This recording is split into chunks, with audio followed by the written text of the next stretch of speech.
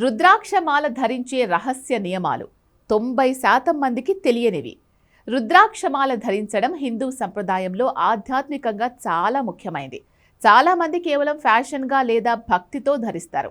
కానీ కొన్ని నియమాలు, విశ్వాసాలు కూడా ఉన్నాయి. ఇవి అందరికీ తెలియవు.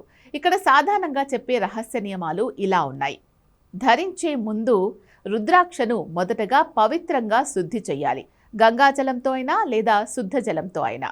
లార్డ్ శివకు ప్రార్థన చేసి ధరించడం మంచిదని నమ్మకం. మరి ఎవరు ధరించాలి? భక్తి ఉన్న ఎవరైనా ధరించవచ్చు. కేవలం సన్యాసులు మాత్రమే కాదు. అయితే మానసికంగా ప్రశాంతంగా ఉండాలి అనే సంకల్పం అవసరం. దీనికి ముఖ్య నియమాలు: రుద్రాక్ష ధరించినప్పుడు మద్యపానం, మాంసాహారం నుండి దూరంగా ఉండాలి. కొంతమంది ఈ నియమాన్ని కఠినంగా పాటిస్తారు. అసత్యం, దూషణ వంటి నెగిటివ్ అలవాట్లు తగ్గించాలి. స్నానం చేసే సమయంలో తొలగించాలా?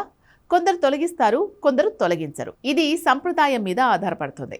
చాలా మంది నిద్రపోయే సమయంలో కూడా ధరించొచ్చు అంటారు, కానీ అసౌకర్యంగా ఉంటే తీసేయొచ్చు. ఇక మరికొన్ని విశ్వాసాలు: ఇతరులకు మీ రుద్రాక్ష మాల ఇవ్వకూడదు. మాల తాడి లేదా దారం శుభ్రంగా, సురక్షితంగా ఉండాలి. పగిలిన రుద్రాక్షను ఉపయోగించకూడదు. ముక్కల సంఖ్య: 108 మణులతో ఉన్న మాల ఎక్కువగా ఉపయోగిస్తారు. ఇది జపానికి అనుకూలంగా ఉంటుంది.